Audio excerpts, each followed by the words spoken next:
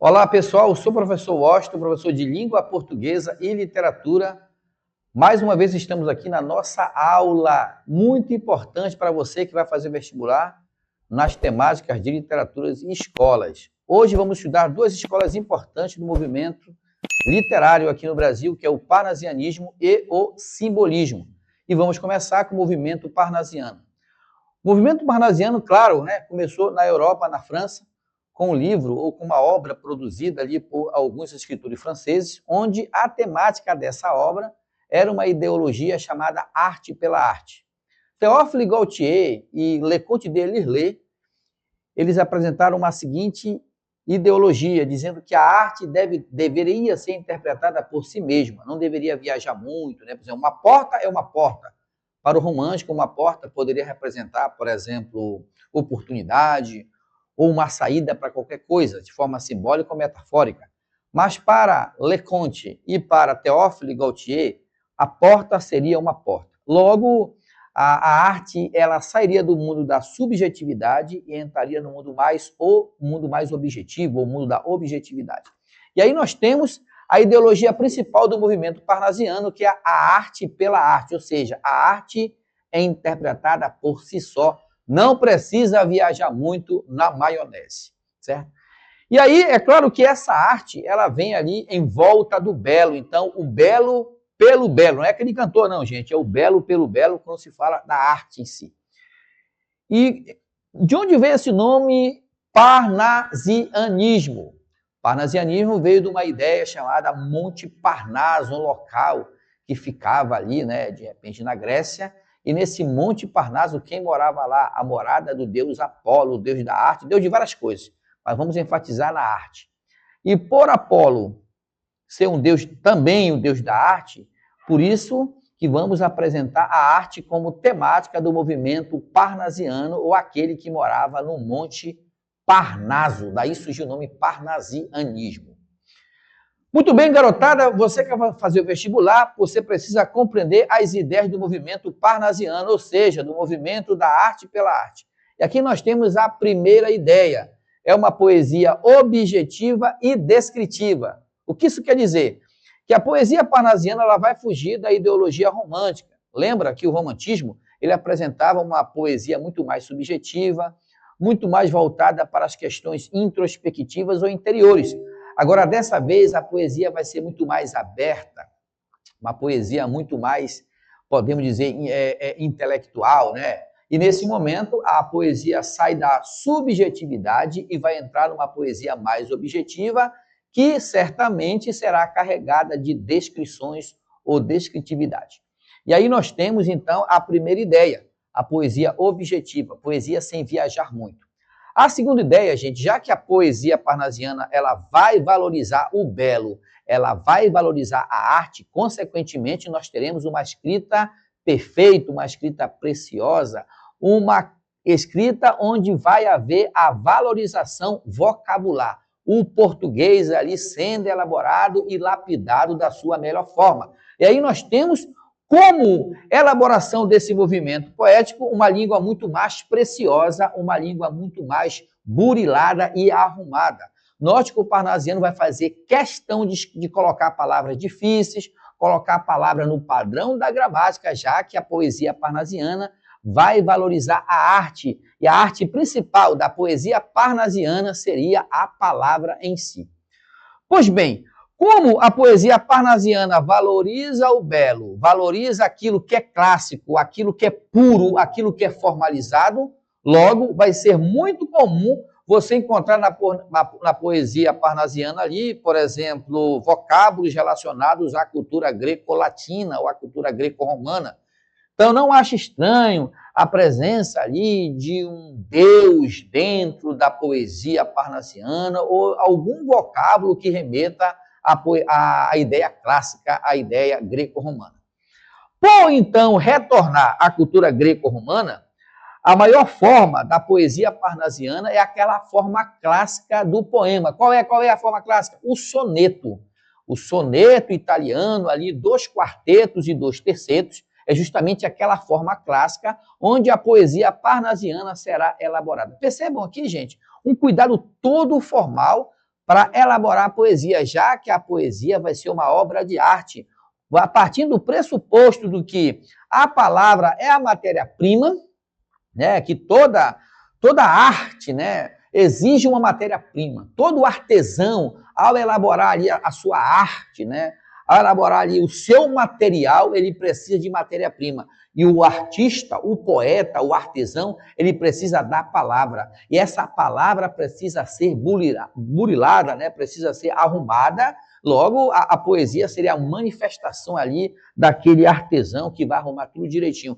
E é por isso que eles vão ali retornar ao clássico. Como é um poema que vai trabalhar muito mais a forma do que o conteúdo, estamos valorizando muito a forma e não o conteúdo exatamente.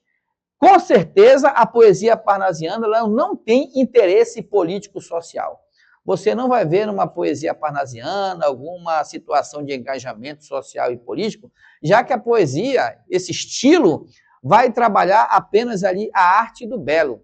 Não teria como colocar as duas ideias junto, ou seja, conteúdo e forma. Vai ser muito mais valorizado a forma do poema do que o conteúdo. Se não tem tanto conteúdo a apresentar no poema, nós não temos aqui nenhum compromisso social com a poesia parnasiana. Então, atente bem, você que vai fazer o vestibular, a diferença é que a poesia parnasiana não tem interesse político, não há engajamento envolvido aqui. O que nós temos é uma poesia arrumada e preparada dentro da sua estrutura, onde está valorizando a forma e o belo. Logo, se a poesia é uma arte do belo, é uma arte da forma, o poeta será visto como artesão. Certa vez, Victor Hugo falou a seguinte frase, né? Le poeteste ciselele ciseleste poete. Ele dizia o seguinte, que o poeta é um artesão e o artesão é o poeta. Logo, a poesia parnasiana, ela vê o poeta como um ourives. O que é ourives? O cara vai pegar ali aquela pedra escura, vai levar o fogo, e a partir dali vai virando uma pedra dourada, onde vai poder elaborar, quem sabe, um material como esse da aliança. É mais ou menos assim um poeta. Ele é um ourives. Ele pega ali a matéria-prima, a bruta, que seria a palavra, e vai moldando, criando ali a sua obra de arte, que é a poesia. E nesse caso, estamos aqui apresentando a poesia parnasiana. Beleza? Vocês entenderam aí, então, muito bem, essas questões que envolvem, né, a poesia parnasiana dentro de suas temáticas e seus ideais, que foram apresentados numa época, gente, onde apenas as pessoas, né, ligadas ao movimento burguês assistiam ali às apresentações dos poetas, tá? É uma coisa muito importante falar para você, que vai fazer o vestibular também, que a poesia parnasiana ela não era lida por uma pessoa qualquer, apenas um grupo especial. Então, você vai perceber claramente que a poesia parnasiana, o movimento parnasiano, era um movimento literário que era apenas exclusivo, né, de um grupo. Podemos dizer, então, que os frequentadores ou leitores da poesia parnasiana eram burgueses. Nesse momento, a literatura ela passa a ser uma literatura exclusiva de um grupo. Note que a literatura passa a ser apenas uma literatura de inclusão quando chega o movimento modernista a partir de 1922. Então, notamos uma literatura muito fechada, não é à toa que nós temos, assim, como representantes, 3 pessoas apenas, ou 3 autores, provando que era um grupo fechado, onde apresentava os seus poemas para um grupo especial que eram os burgueses. Então, entenda bem que a literatura parnasiana era de um grupo, o grupo ali da elite, principalmente da elite carioca. Tudo bem? Beleza. E aí nós temos, o início aqui no Brasil, ela começou, esse estilo literário, a poesia parnasiana começa com um autor chamado Teófilo Dias, e o Teófilo apresenta como obra ali, como tema da obra principal, Fanfarras. Fanfarras é um livro de muitos poemas, que vai justamente abordar todas essas temáticas aqui. Logo, quem foi o grande idealizador da literatura parnasiana no Brasil foi Teófilo Dias, como é o nome da obra? Fanfarras.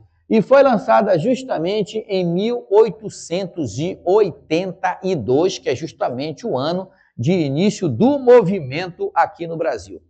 Beleza? Agora, uma coisa interessante, gente, é só o Brasil que abraça essa ideia, mesmo que a ideia geral, né, tenha começado lá na França, da arte pela arte, muito mais relacionada a artes plásticas, à pintura, mas o Brasil vai adotar essa temática na escrita. Então, o Brasil é o país que mais vai adotar, vai entrar na onda da arte pela arte por meio da escrita. E aí nós temos aqui, como eu falei para vocês agora há pouco, o idealizador do primeiro movimento, que seria aí o Teófilo Dias. Junto com o Teófilo, nós temos o grande príncipe dos poetas. Quem é ele? Olavo Bilac, lançando aí o seu livro chamado Poesias, não muito criativo, né, gente? O nome do livro do cara, Poesias. Livro de quê? De poesia, deveria ser mais criativo. Mas enfim, né? O Olavo Bilac, então, ele vai lançar o seu livro Poesias em 1888. Então, alguns vestibulares, né? Já caiu essa questão em vestibular. Antes caía essas questões mais descritivas, né? Muito mais focada, mas elas diziam que era, uns diziam que era o Teófilo que tinha começado, outras bancas diziam que era o Olavo Bilac, mas ainda bem que hoje não cai muito mais questões muito descritivas assim, já o vestibular já mudou muito mais direcionada. Mas fica aí para você entender que começou com Teófilo Dias e acompanhado depois aí do nosso grande príncipe dos poetas, Olavo Bilac, que escreveu ali aquele hino lindo, né? O hino à bandeira, salve lindo pendão da esperança, né? Que legal aí o Olavo Bilac. Pois bem, agora vamos conhecer os nossos autores do movimento parnasiano, gente. Quem são eles? Vamos lá, vem comigo para cá, vamos lá. Vamos conhecer aquele que é o grande nome. Agora, um fator muito importante é que eles eram chamados ali de a Trindade Parnasiana. Gente, quando eles se apresentavam ali, sentavam os três ali no palco, só lembrando que era como se fosse hoje os famosos ali, tem aqueles comediantes que vão ali, né, fazer ali as apresentações das suas piadas, era mais ou menos assim, só que eles recitavam os poemas e eles sabiam todos de memória, olha aqui, ó, tudo aqui, ó, isso era o show deles, era o stand-up deles lá na hora, né? Aí todo mundo pagava ali o ingresso, lembrando que o ingresso, quem comprava era o povo burguês. O pobre não tinha vez para entrar naquele grupo ali fechado, o grupo da elite. E ali estava Olavo Bilac no centro. Olavo Bilac, gente, cá entre nós, né? Gostava muito de aparecer também.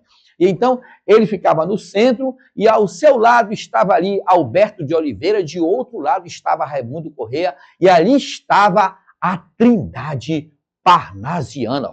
Né? Ali era um negócio bem pomposo, alugava ali um local de festa bem famoso ali no Rio de Janeiro, e eles apresentavam as suas poesias para aquele grupo elitista, né, do Rio de Janeiro. Beleza? E aí nós temos Olavo, gente. Olavo, mesmo aceitando a ideia parnasiana, você sabia que Olavo de vez em quando escorregava, né, para o lado romântico, mesmo o parnasianismo sendo uma literatura antirromântica, por não apresentar uma poesia subjetiva, o Olavo Bilac ainda ali ficava, né, escorregando no movimento romântico, colocando uma poesia cheia de lirismo, colocando um pouco do amor como temática. Então a gente pode perceber, você que quer fazer vestibular, fique esperto, que de vez em quando aí o Olavo oscilava entre o lirismo e o próprio movimento parnasiano, onde, né, a gente sabe que, como regra geral, o parnasianismo não aceita como regra geral aí a ideia subjetiva, mas o Olavo,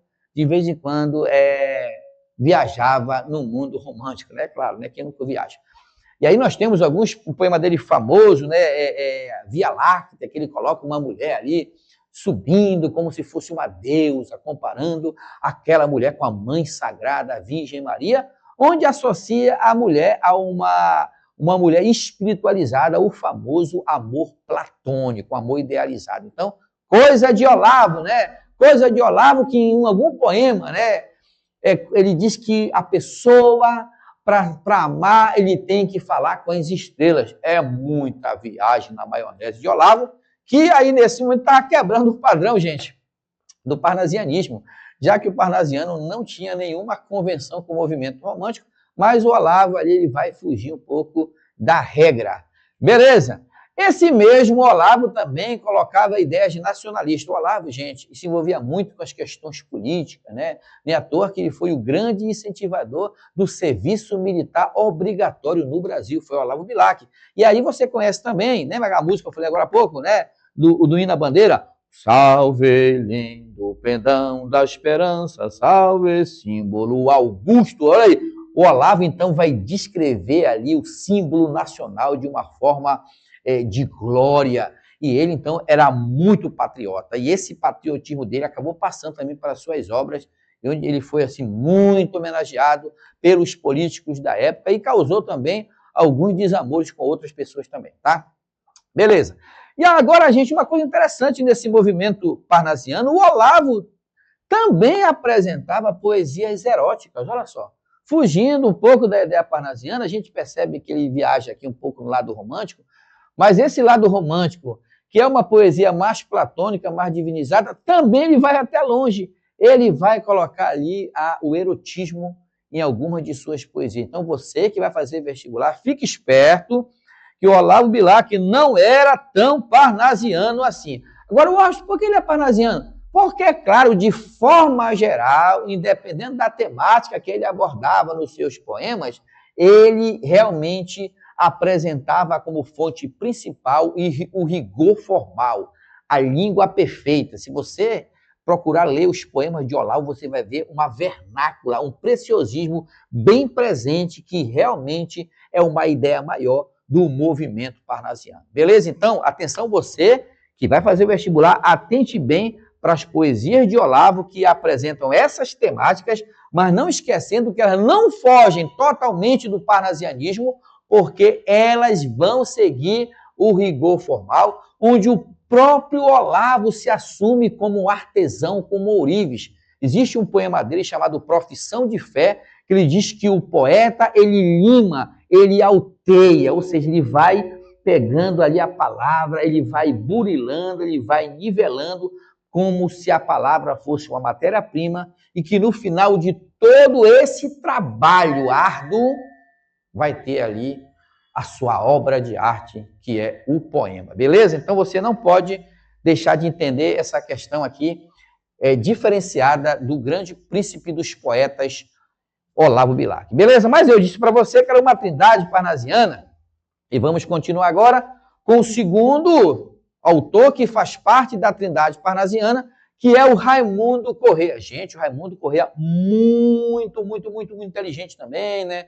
Jurista e tudo mais, tinha um problema de depressão, né? Muito triste, né? Tinha os seus problemas psicossomáticos, e aí você acaba que essa pessoa que tem esses problemas psicossomáticos acaba também escrevendo, passando isso para as suas letras. E aí nós temos uma poesia reflexiva. Perceba também que não é justamente uma ideia parnasiana a poesia reflexiva, mas aí, é claro, como ele vai seguir o rigor formal, mas dentro desse rigor formal ele vai colocar uma poesia reflexiva, um poema famosíssimo, gente, do Raimundo Corrêa, é um poema chamado As Pombas, né? Cai muito em vestibular, e nesse poema ele faz uma comparação onde as pombas, elas voltam à tardinha para os pombais, mas os sonhos não retornam para os corações. Negócio bem triste, né? Mas ele vai apresentando uma realidade dos sonhos da adolescência. E isso tem a ver com a questão reflexiva ou questão filosófica. Mas o Raimundo não para por aí. Ele vai colocando também uma poesia mística, quase se aproximando do movimento simbolista, voltado para o campo espiritual. Mas, gente, cá entre nós, mesmo sendo um poeta filosófico parnasiano ou um poeta místico espiritual, uma das temáticas dentro desse grupo que mais representa o Raimundo Corrêa seria o seu pessimismo.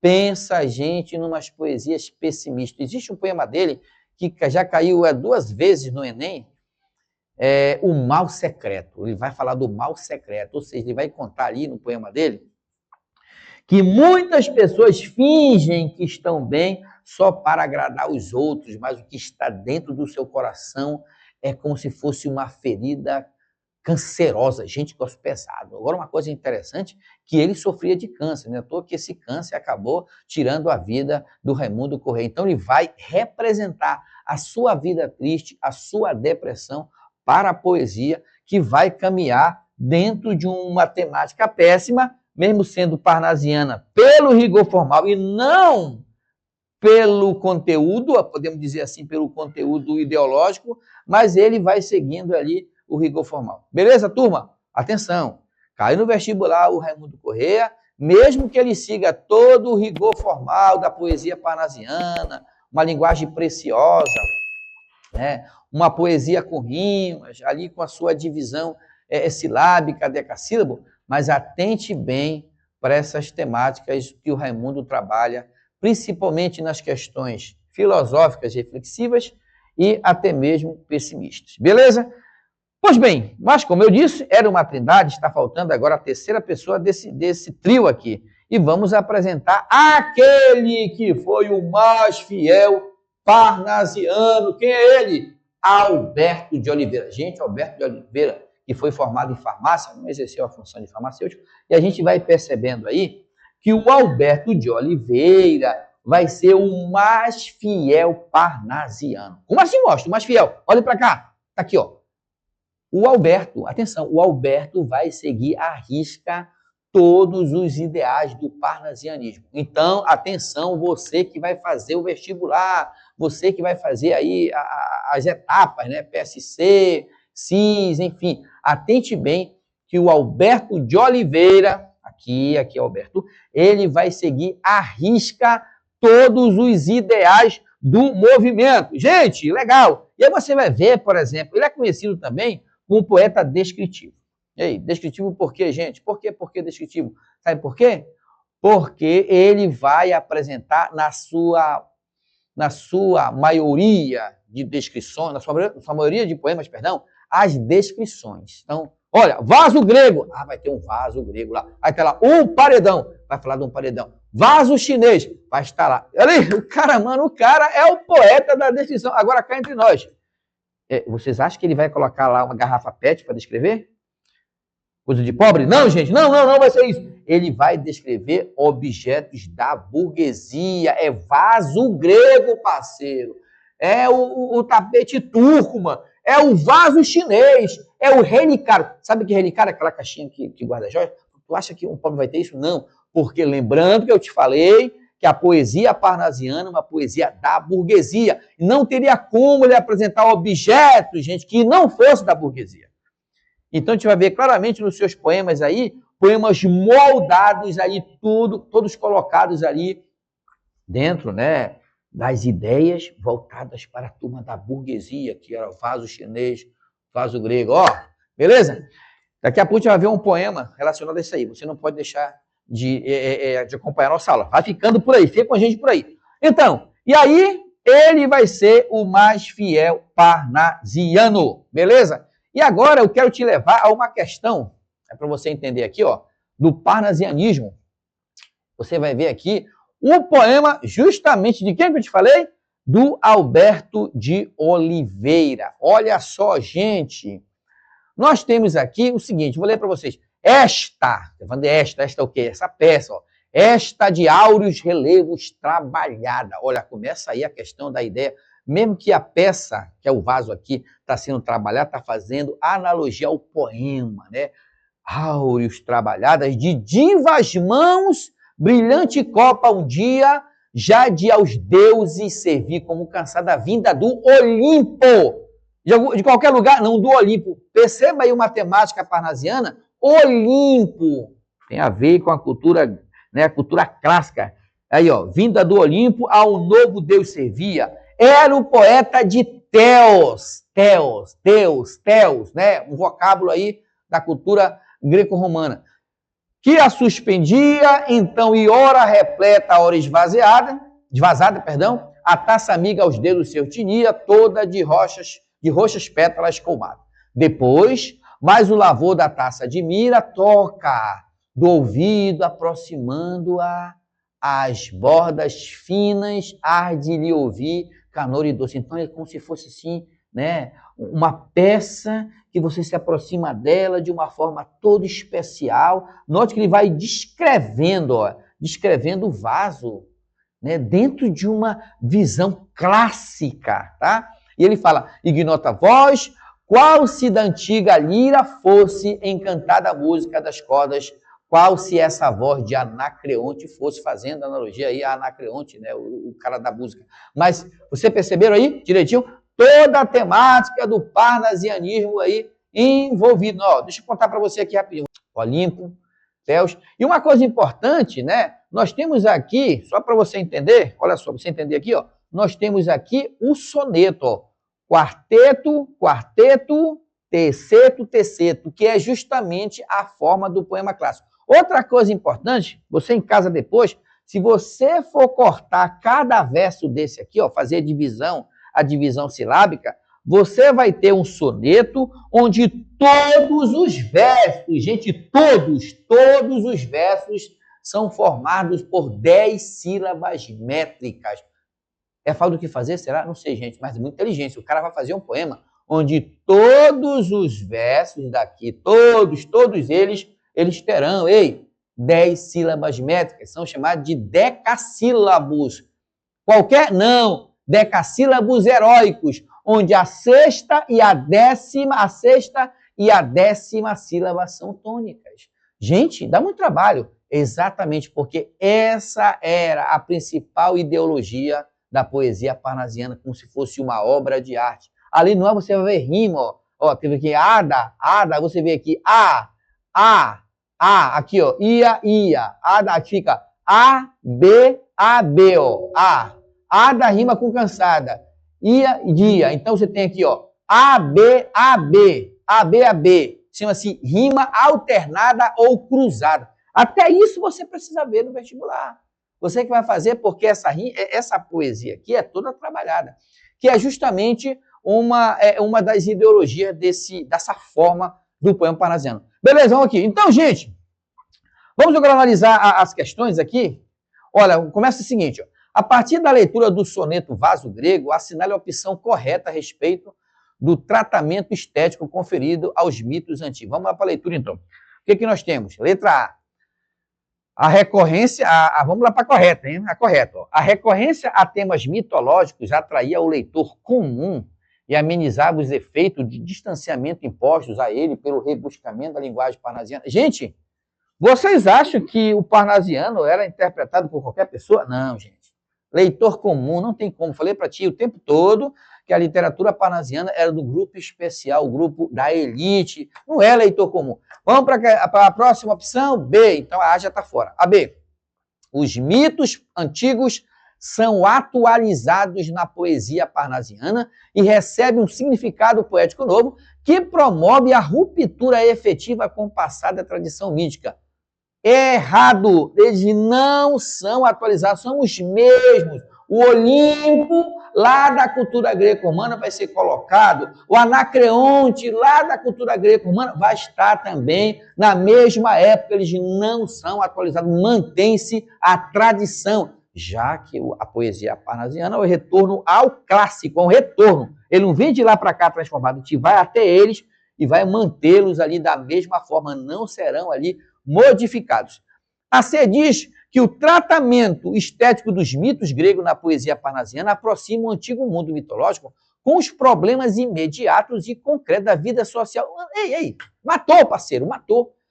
O poema parnasiano não tem nenhuma relação social. Ei, não tem nenhuma relação social. Eu te falei agora há pouco, olha aqui, ó, sem interesse político. E aí, é claro que sobrou a letra D, que é certamente a nossa resposta, né?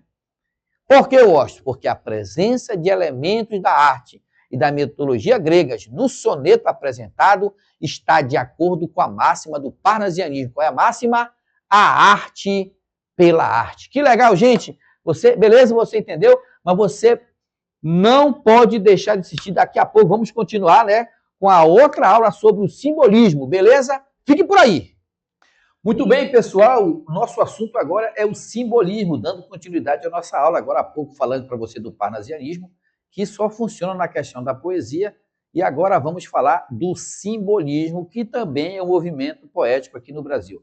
Só lembrando aos queridos que o simbolismo, ele começou lá também na França, ou seja, na Europa, com uma obra muito conhecida de um grande escritor, Charles Baudelaire. Charles Baudelaire escreveu ali uma obra chamada As Flores do Mal. A gente já sabe, né, que o poema simbolista vai ser um pouquinho diferente do poema parnasiano. Mas, Washington, o que é que o simbolismo vai herdar do parnasianismo? A forma, mas o conteúdo, a ideologia será bem diferente. Mas a única coisa que o simbolismo carrega do parnasianismo seria a forma, tá?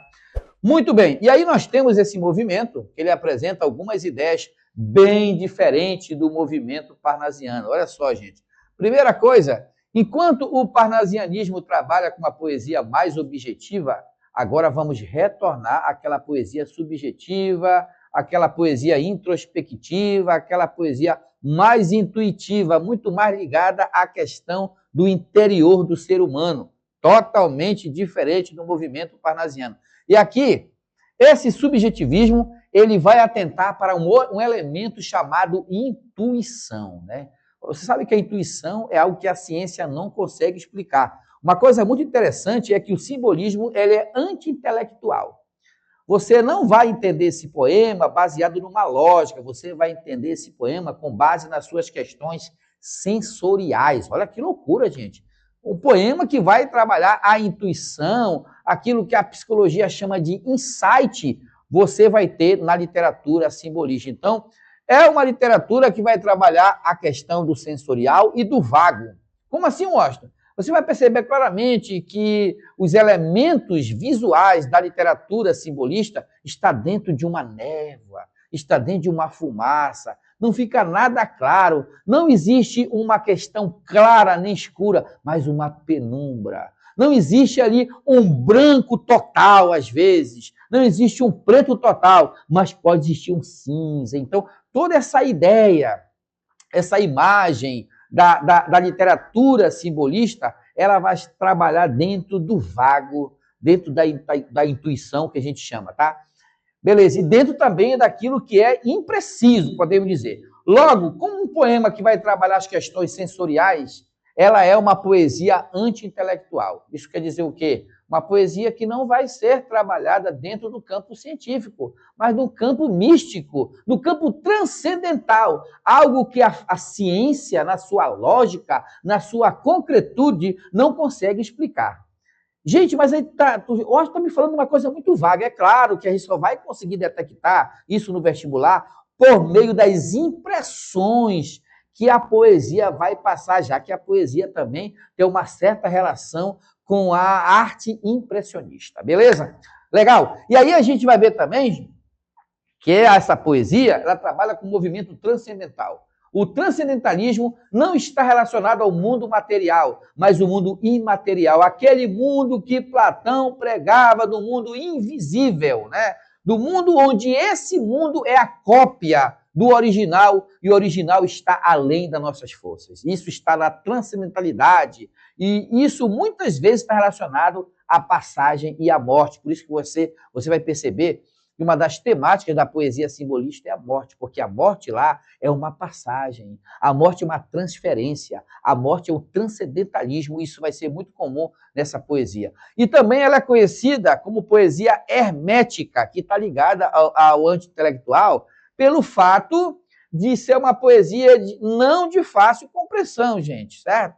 A gente só vai acertar uma poesia simbolista, como eu falei para vocês, com base em elementos sensoriais que estão ali. Esse sensorial tem a ver com o quê? Com os nossos 5 sentidos, né? Com o tato, né? Com o paladar, com a visão, com a audição, com o olfato, enfim.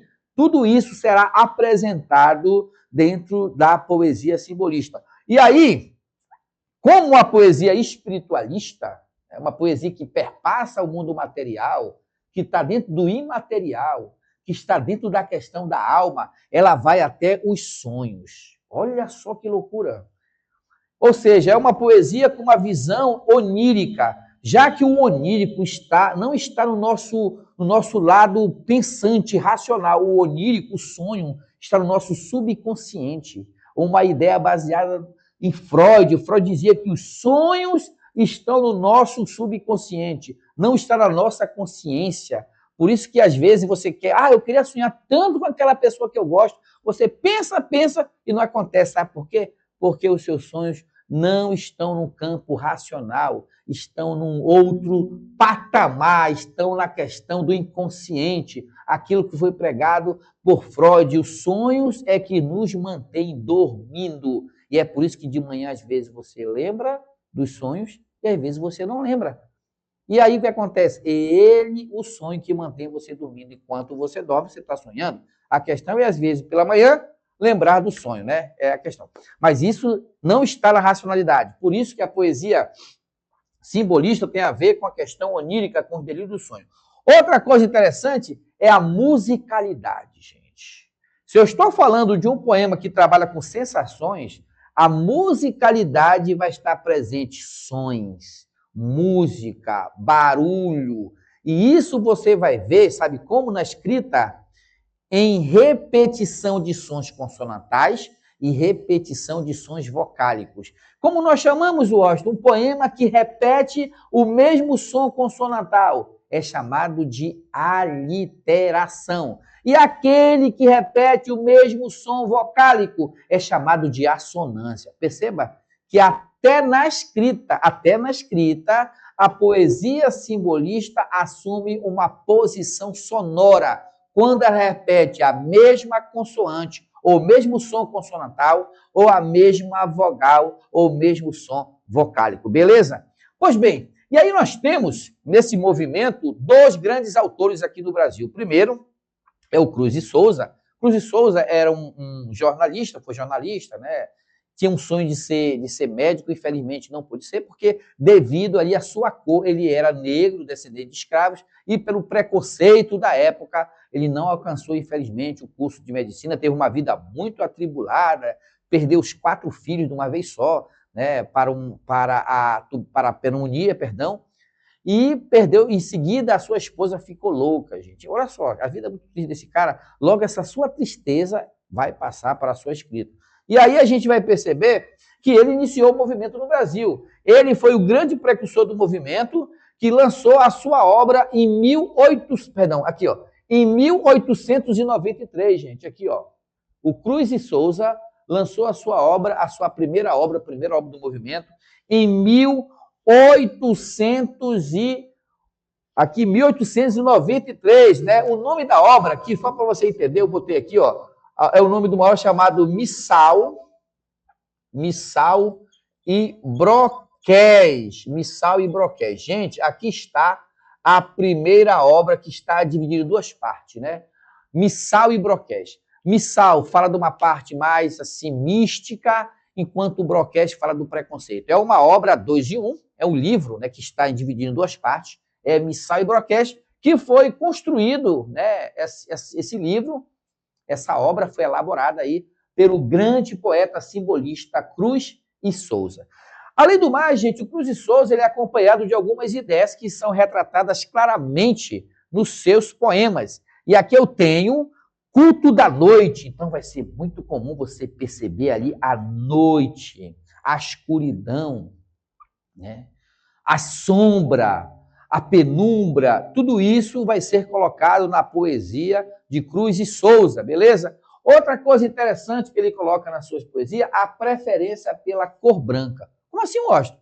Ele era negro? Sim. E por ser negro, olha só interessante, por ser negro, por sofrer preconceito pela sua cor, ele vai ter uma predileção pela cor branca, que é justamente uma forma de repúdio ao que ele sentia na época, né? O preconceito que ele sofria na época. Então, vai ser muito comum a presença da cor branca nos poemas simbolistas de Cruz de Souza. Outra coisa que ele vai colocar claramente nos seus poemas, a morte, gente. A morte vai ser uma temática que vai reverberar em seus poemas aqui. E também as imagens, questões imagéticas. E essas questões imagéticas vai misturar o visual. Esse visual vai estar ligado à questão da musicalidade, que é a questão auditiva, envolve-se outros sentidos, e podemos dizer também que haverá uma mistura de elementos sensoriais que na literatura nós chamamos de sinestesia,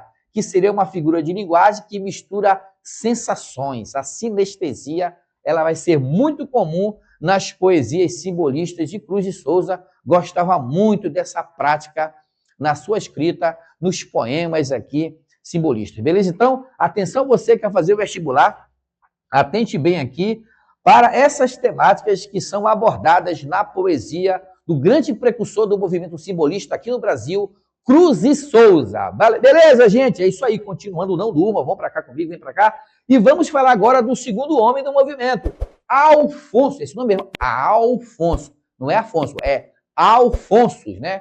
Um nomezinho aí meio estranho, mas vamos lá. Alfonso Guimarães, gente. Alfonso de Guimarães, tá? Faltou o de bem aqui, Alfonso de Guimarães. Gente, o Alfonso de Guimarães, ele falava também de morte. Aliás, a morte, né? A morte, enfim, é uma temática, já que é o transcendental, né? É uma temática muito abordada na poesia simbolista. Então, ambos, tanto o Cruz e Souza quanto o Alfonso de Guimarães, falavam aí dessa temática da morte, já que a morte tem a ver com as ideias do transcendentalismo. E aí nós temos uma poesia famosíssima do meu amigo aqui, Alfonso Guimarães. Vou colocar bem aqui o nome da poesia, uma poesia famosíssima, que eu acho linda essa poesia, gente, chamada Ismalha. Olha, essa poesia cai muito nos vestibulares. Por quê? Porque nesse poema, a Ismalha, que é a personagem do poema, ela vai se jogar da torre. Por que eu acho que ela vai se jogar da torre? Porque a Ismalha, ela vai verificar, ela está na torre cantando, um movimento assim de sonhos, do onírico dela, né? E ela olha para o céu, ela vê a lua. E olha para o mar, ela vê a lua. E ela quer a lua do céu e a lua do mar. E agora? Como é que ela vai fazer, gente? A Ismalha quer a lua do céu e a lua do mar. E no final do poema, olha só, saca só esse poema do Alfonso de Guimarães, gente. A Ismalha se joga. Ela se joga para onde? Ela se joga no mar. Ele diz o seguinte: e seu corpo, a sua alma subiu ao céu, onde estava a lua, e o seu corpo desceu ao mar. Ou seja, a Ismalha fez isso aqui, ó. O que quer dizer isso? A divisão do ser humano entre a alma, que é o espírito, e o corpo, que é a matéria. Gente, que poesia top essa! O Alfonso conseguiu mostrar o transcendentalismo, o limite aqui entre a matéria, que é o corpo, e o espírito, que é a alma. Porque a Ismalha, no poema, ela queria a lua, mas a lua estava no céu, mas também estava refletida no mar. E o corpo dela desceu ao mar, mas sua alma subiu ao céu, né? Que aí, legal, interessante, é um poema muito top. Eu recomendo você depois procurar o poema Ismalha, que é um poema aí do nosso amigo Cruz e Souza, não, Alfonso de Guimarães, tá? Beleza, Alfonso de Guimarães.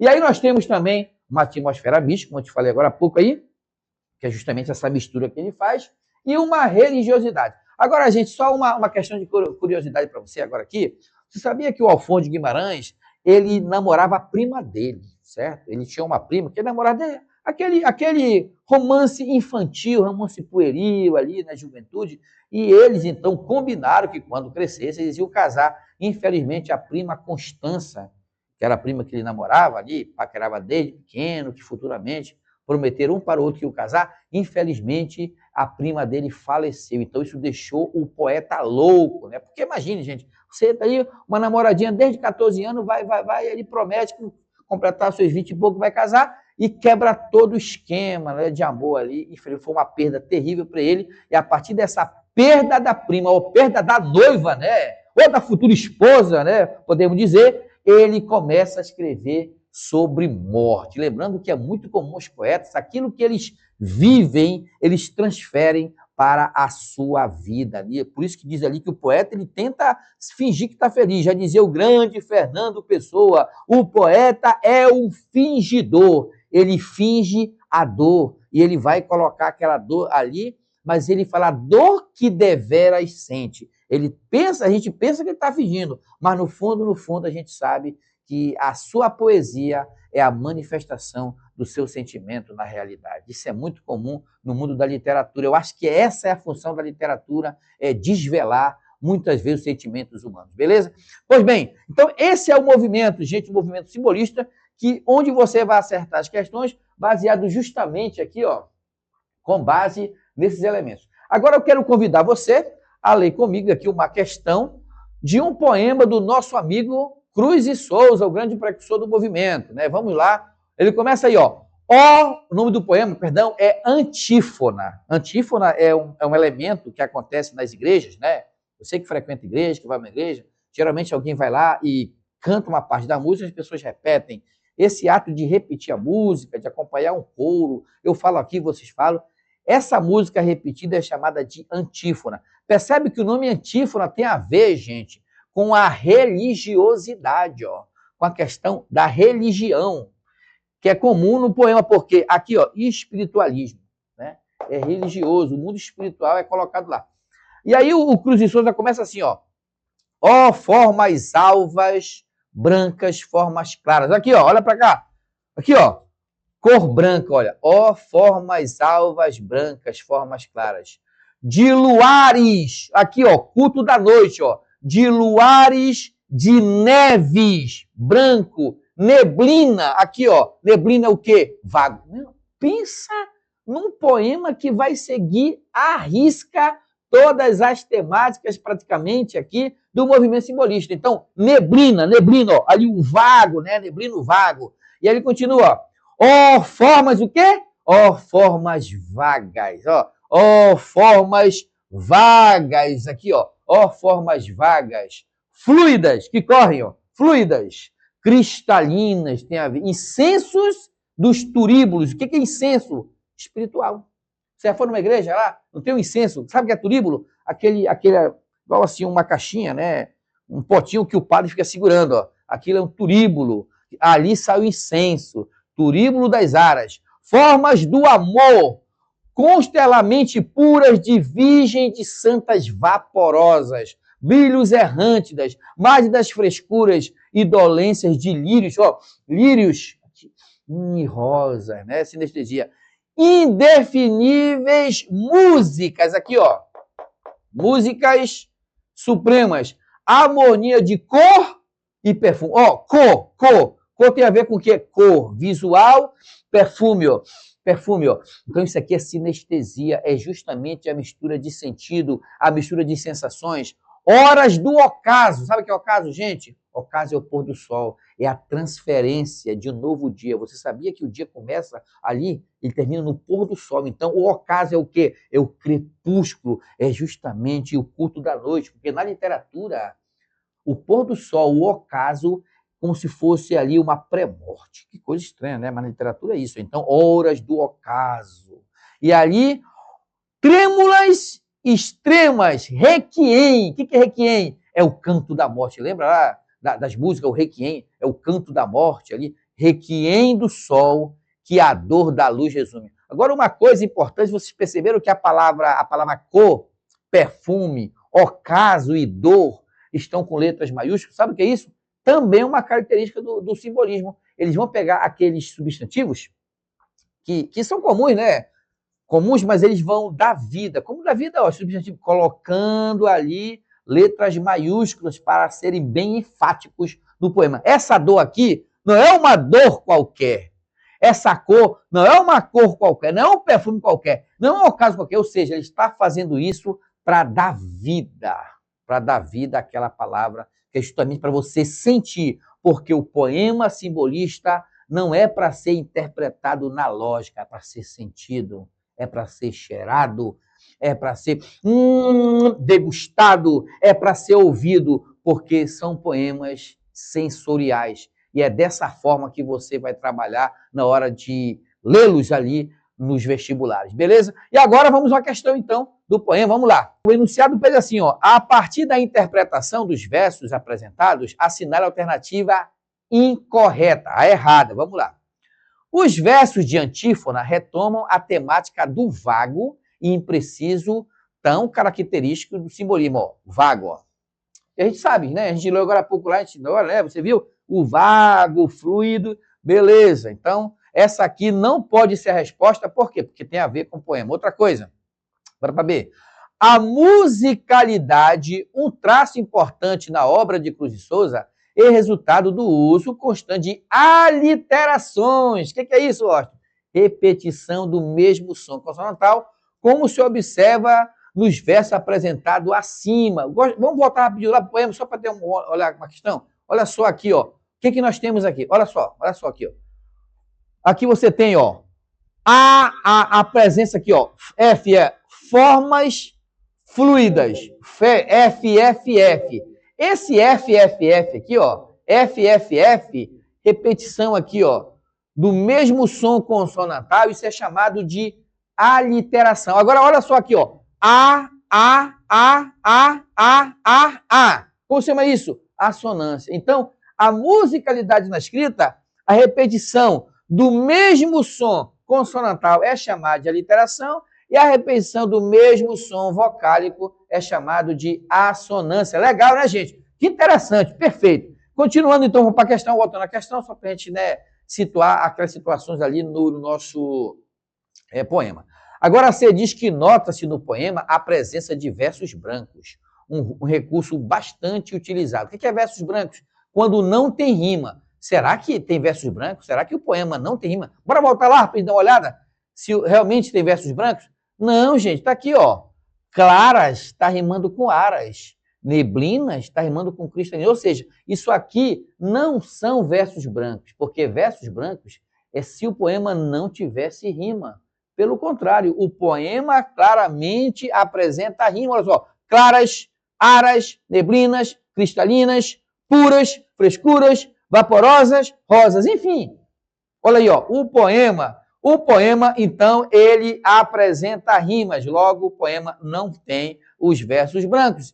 Isso quer dizer, então, que não há a presença dos versos brancos. Está dizendo que há. Então, a gente já sabe que a C está incorreta. Só para questão de conhecimento, a letra D diz que nos versos de antífona é possível identificar a presença marcante do elemento branco, né? Do elemento branco aqui, ó. Do elemento branco, uma das características de Cruz e Souza, legal. E em alguns, a letra E, em alguns dos versos apresentados, encontramos o de sinestesia, algo muito próprio da poesia, que é justamente aquela situação lá na mistura de sentidos. E, portanto, então, a errada é a letra C, porque diz que está composto o poema por versos brancos, e a gente sabe que não tem versos brancos, pelo contrário, né? O poema é composto de rimas, né? O poema sem rimas é chamado de versos brancos. Nesse caso, não há versos brancos, ou seja, não há ali versos, palavras sem rimas no poema. Tem rimas no poema, e ali você percebe que a rima, na verdade, tem que ter rima, porque a rima do poema é uma espécie de musicalidade. E a musicalidade e a sonorização faz parte do movimento simbolista. E aí, gente, gostaram? Beleza? Gostaram, então, da ideia aí do movimento parnasiano e o movimento simbolista? E agora, você continue conosco, se inscreva no nosso canal, curta o vídeo, compartilhe e ative as notificações para não perder nenhuma aula. E até a próxima!